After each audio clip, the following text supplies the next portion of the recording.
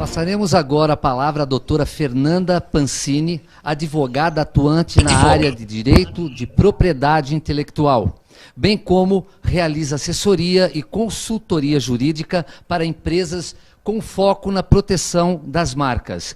Presidente da Comissão de Direito de Moda da Associação Brasileira dos Advogados do Rio de Janeiro e coordenadora de pós-graduação do curso de Direito da Moda da Universidade Carlos Mendes de Ipanema, Rio de Janeiro, Rio de Janeiro, que irá palestrar sobre os desafios da advocacia autônoma.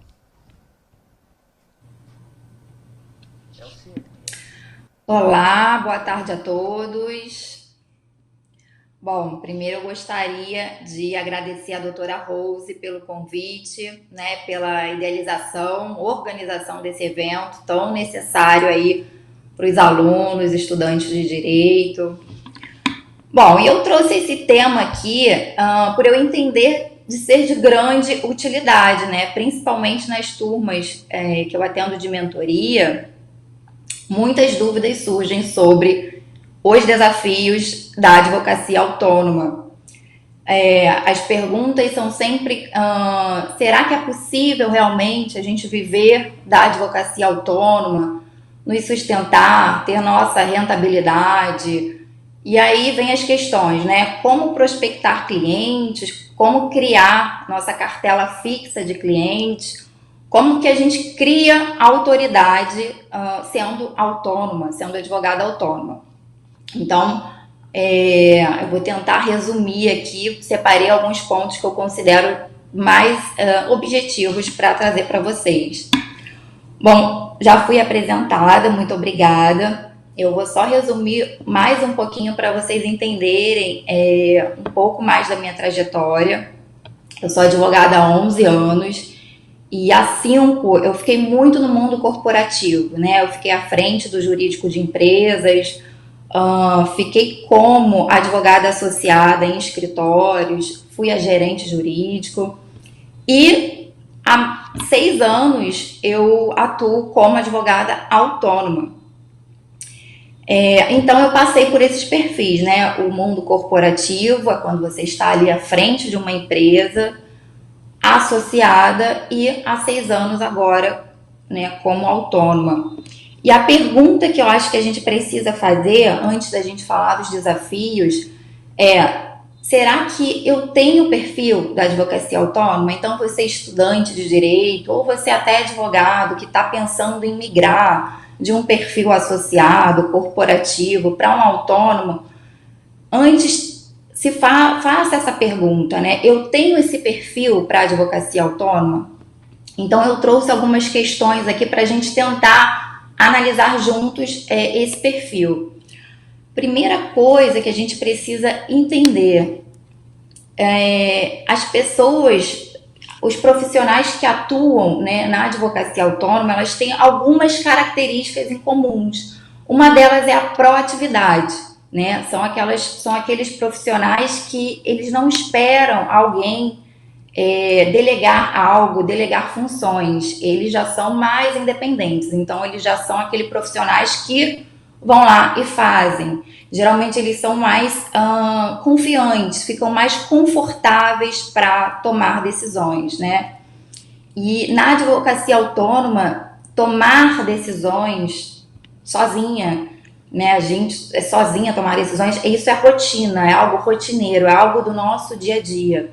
Então é sempre bom a gente pensar se a gente tem esse perfil, né, se a gente não espera o outro delegar para falar o que a gente tem a fazer, a entregar tarefas para a gente. Será que a gente tem esse perfil mais autônomo mesmo? Então essa é uma pergunta que a gente precisa fazer, porque a gente vai tomar decisões o tempo inteiro, né? Em qual cliente que você vai focar, a sua gestão de tempo, a sua gestão financeira, qual cliente que você vai dizer não, porque sim, tomar decisões muitas das vezes é dizer não. Não vou atender aquele cliente, não é o meu perfil, não vai me agregar, ou não tenho ainda capacidade técnica, enfim, para atender aquele cliente. Então são decisões na advocacia autônoma que a gente toma a todo instante. Uma outra característica, né? Isso que a gente está falando são características de profissionais com perfis mais dominantes, né? Perfis mais proativos. Além, eu queria destacar aqui também um outro perfil, uma característica bem marcante da advocacia autônoma, que é a influência. É sempre bom a gente, na advocacia autônoma, a gente ter uma rede de contatos bem diversa, né? Ter um bom relacionamento. O que é ser influente? É ter um bom relacionamento com outros profissionais, e não só da área jurídica, porque senão a gente acaba ficando muito naquela bolha jurídica de só conversar com advogados, sempre conectados com o mundo jurídico, e a gente esquece das outras profissões e profissionais que muitas das vezes passam a ser nossos clientes. Então é sempre bom a gente na advocacia autônoma estar atento para quê? Para a gente ampliar nosso repertório, para a gente tentar ser influente, ou seja, se relacionar bem com pessoas, tanto da nossa área jurídica, tanto com profissionais de outras áreas, né? Isso amplia a nossa cultura, amplia o nosso repertório, isso é um networking de qualidade. Então, uma outra característica também que a gente precisa ficar atento, se é o nosso perfil. E aí, mas Fernanda, não é o meu perfil, mas eu quero ingressar na advocacia autônoma, eu quero me dedicar à advocacia autônoma. É claro que todas essas características, essas habilidades, digamos assim, que eu estou falando, elas são treináveis, né? Muitas das pessoas nascem sim, né? Já é algo natural, é nato, é uma habilidade nata. E outros profissionais não, vão treinar, né? São habilidades treináveis, são nossas habilidades comportamentais, né? São os soft skills, digamos assim. Mas é importante a gente ter esse panorama, né? De características, digamos assim, de habilidades comportamentais que a gente precisa para exercer a advocacia autônoma. E como que você conhece esse perfil? Se você é estudante, ainda nunca se analisou, né? Nunca fez essa autoanálise. Bom, vamos começar então a pensar como que você identifica o seu perfil. O meu, por exemplo, eu identifiquei com o tempo, né? Com autoconhecimento, que é constante. A gente sempre vai evoluir, a gente sempre vai mudar de ideia, de tempo em tempo. Tanto que nesses 11 anos eu passei por outros perfis, corporativo, associado, até entender que o meu perfil era da advocacia autônoma, né? E por que eu comecei a pensar isso? Eu estou falando de mim, mas isso é para despertar vocês, porque vocês podem estar passando pela mesma situação, ou então para vocês terem insights e para estimular vocês a pensarem sobre perfis da advocacia, né? Eu, principalmente, quando eu era advogada do jurídico, de empresa, e eu recebia, digamos assim, tarefas, ordens, que juridicamente ou estrategicamente eu não concordava. Claro, a gente tinha palavra, a gente tinha voz, a gente comentava, mas, né, no perfil corporativo, por exemplo, existem hierarquias, né? Existem hierarquias de poder e de decisão, e essa hierarquia ela precisa ser respeitada. Então, muitas das vezes, por mais que você não concordasse juridicamente, tecnicamente, com determinadas demandas e situações, você teria que executar, porque você estava ali como funcionária, como representante daquela empresa, e existia uma hierarquia acima de você. E isso me incomodava muito, quando eu tinha que executar algo que juridicamente eu não concordava. Algo que, se eu estivesse sozinha, se aquele processo fosse meu, se aquele cliente fosse meu e só meu, eu faria totalmente de outra forma. É claro que eu executava, né, até por questões de ética, a gente estava ali como profissional da empresa, então eu tinha que executar, isso sempre foi feito, mas era algo que me incomodava, então eu comecei a perceber que o meu perfil não era para ser de empresa, só de uma empresa, ou associada, né, eu queria ser mais autônoma, o meu perfil já era mais independente. Outra questão que me incomodava muito: gestão de tempo, flexibilidade de horário, né? Eu sempre, por vezes, trabalhei domingo e segunda-feira eu queria, enfim, fazer outra coisa, ter um horário de lazer. Então, para mim, o tempo, né, essa questão de trabalhar de segunda a sexta, de 9 às 6, isso para mim nunca foi produtivo, nunca foi inteligentemente produtivo. Bom, então eu estava falando sobre a gente identificar, né, o nosso perfil, para a gente começar a pensar se a gente é realmente para a advocacia autônoma, né? E como a gente identifica esse nosso perfil? Claro, com autoconhecimento, né? Eu estava explicando aqui a minha trajetória para identificar esse meu perfil autônomo, que é um perfil mais independente, mais proativo, mais flexível. E também uma outra dica que eu vou deixar para vocês identificarem o perfil, são os testes comportamentais, tá? Eu fiz o teste DISC. Se vocês tiverem dúvidas ou quiserem fazer, é feito com um profissional, não é do direito, é uma psicóloga, enfim, coach, especialista em carreira, especialista em comportamento, e ela pode identificar, né, através desse teste. Ele é bem profundo e é um teste que identifica o seu comportamento. Para mim foi algo complementar e só confirmou o que realmente eu já estava me conhecendo, de ter esse perfil mais autônomo mesmo, tá? Agora vamos então para a prática. Como que, vou entrar aqui em umas questões, aqui nos desafios, né, da advocacia autônoma. Um dos grandes desafios que sempre chegou a mim nas turmas de mentoria primeiro, como prospectar clientes. Primeira coisa que a gente tem que ter em mente: a gente vai prospectar clientes se capacitando, né? Capacidade técnica. O que é a capacidade técnica? É a nossa faculdade, a nossa pós-graduação, os nossos cursos de especialização. O trabalho do advogado, o estudo, ele é contínuo, ele é eterno. Enquanto você estiver atuando, enquanto você estiver na ativa, você vai precisar estar se capacitando, você vai precisar estar estudando e se atualizando, tá? Com essa sua capacidade técnica, né, que sempre vai estar ali atualizada, você vai tentar o quê? Criar visibilidade. E o que é criar visibilidade? É mostrar aos outros a sua capacidade técnica. É mostrar que você é capaz, que você estudou, que você está atualizado, que você é capacitado.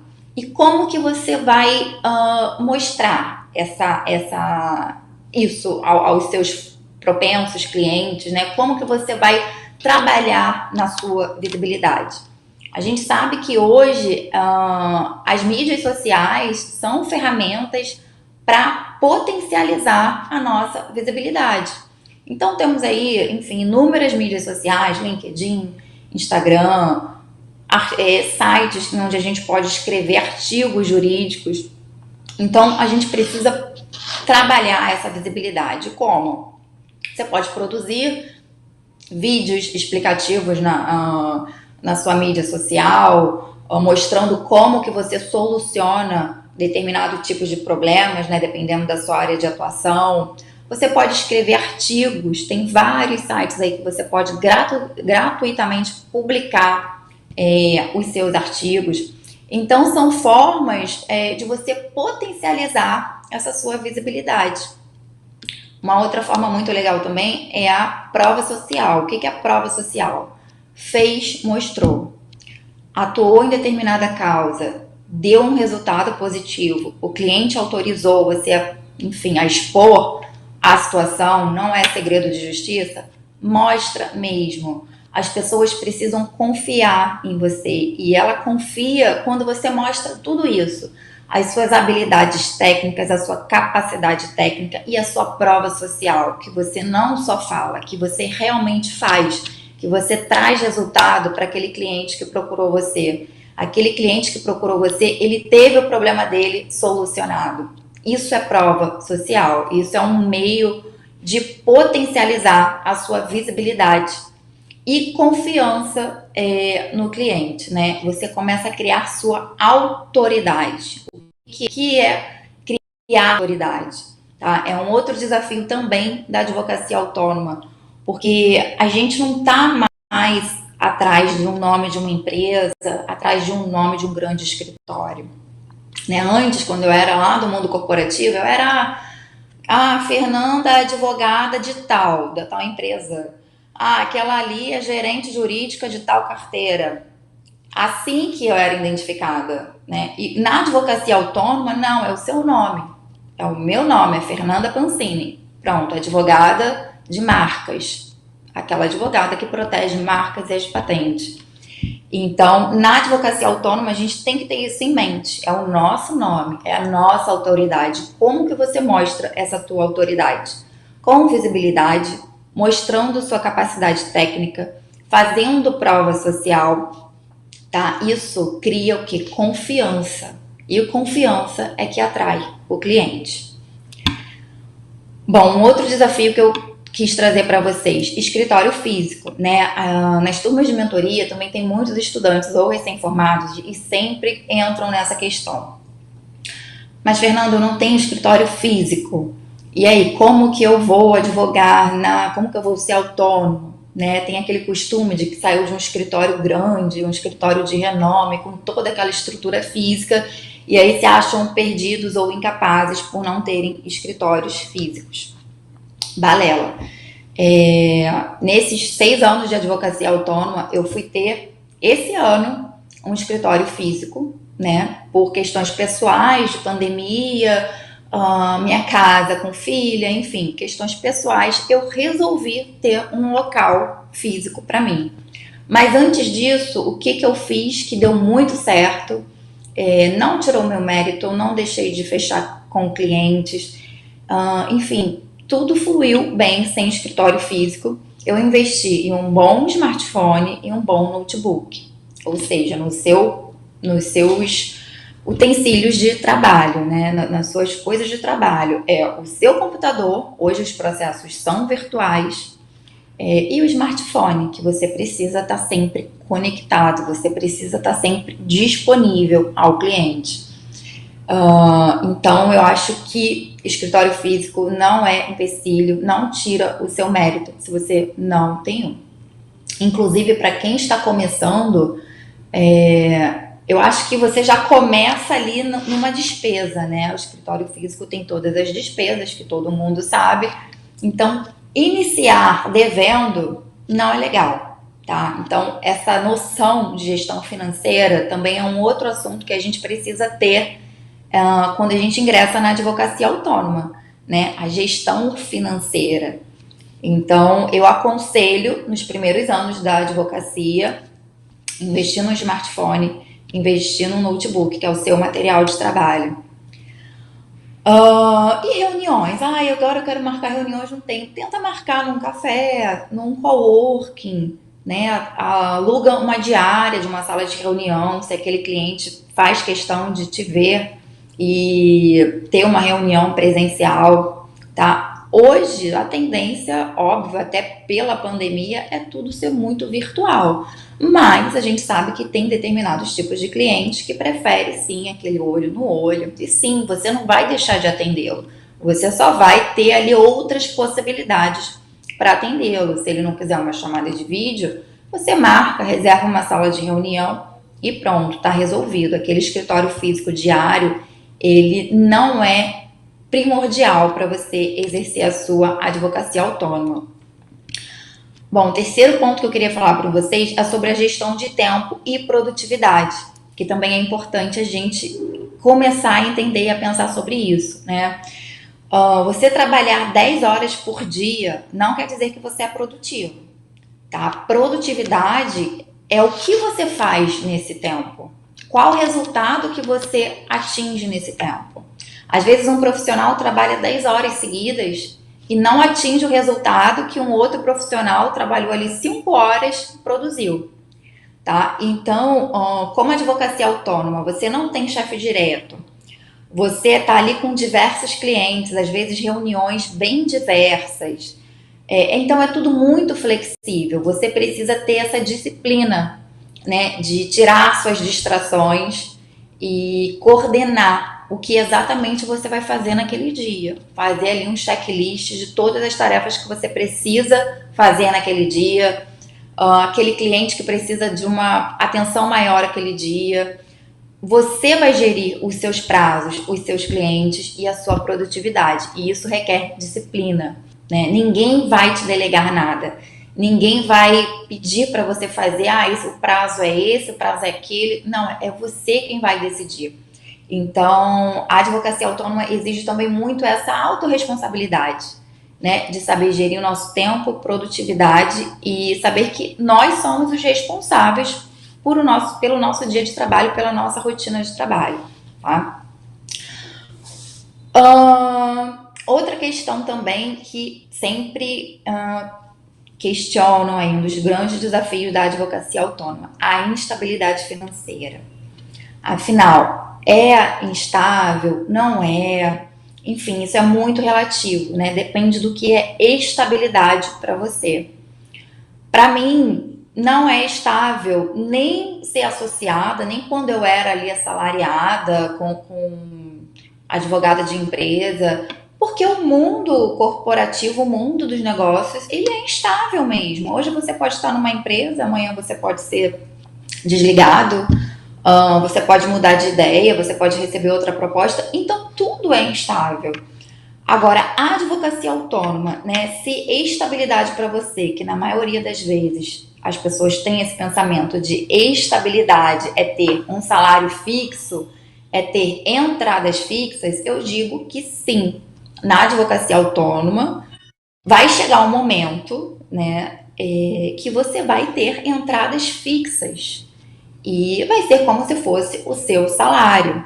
É claro que se você começar hoje a advogar, se mostrar como advogado, de cara você não vai ter, não sei, 5 clientes fixos para te pagar mensalmente para você fazer um contrato anual, por exemplo. Né? Essa prospecção de clientes, como eu disse anteriormente, ela é com o tempo, ela demanda estratégia, ela demanda trabalho. Então, essa é a verdade. A advocacia autônoma, ela no primeiro mês, ela não vai te dar aquele, digamos, salário, né? Até você adquirir essa estabilidade de ter clientes fixos que fechem com você um contrato anual, um contrato semestral, para você ter aquelas entradas fixas, isso demanda tempo, tá? Eu digo que hoje sim, eu já tenho esses clientes fixos, é como se eu tivesse um salário fixo. E tem, lógico, entradas aí aleatórias, que só somam. Mas isso demandou tempo. Eu digo que eu fiquei uns 2 anos da advocacia autônoma até eu formar essa cartela de clientes fixos, que pagam, né? Que eu fiz contratos, digamos assim, anuais. Então, um dos grandes desafios da advocacia autônoma é isso, é você ter paciência, ter uma boa estratégia, né, para você adquirir essa estabilidade, né, se estabilidade para você for entradas fixas, isso não é de um dia para o outro, e é isso, tem que ter paciência, tem que ter uma boa estratégia sempre. Mas, se é o seu perfil, se você quer realmente viver da advocacia autônoma, não desista. Não desista porque é muito... Eu sou suspeita para falar, é uma liberdade geográfica, é uma liberdade de horários, é uma liberdade de escolhas que não tem preço. É uma qualidade de vida que você pode organizar que em nenhum outro perfil eu creio que você tenha. Então, para não estourar aqui o tempo, eu fico à disposição de vocês. Qualquer dúvida que vocês tenham sobre advocacia autônoma, sobre escolha de nichos de atuação, né? Eu atuo agora com o nicho da indústria da moda e é um nicho ainda muito promissor, está muito novo aqui no Brasil, que é o Fashion Law. Se vocês tiverem dúvidas também sobre isso, tudo sobre propriedade intelectual, proteção de marcas, fiquem à vontade. Eu deixo aqui meu Instagram, que é o @fepancini. Podem me mandar direct, entre em contato, tá bom? E eu espero que esse tempo, mesmo que curto, tenha sido útil para vocês, que o conteúdo tenha sido aí agregador. E não desistam. Se o perfil de vocês forem realmente o sonho de vocês da advocacia autônoma, nós mandamos para sua não casa, desistam. no seu endereço.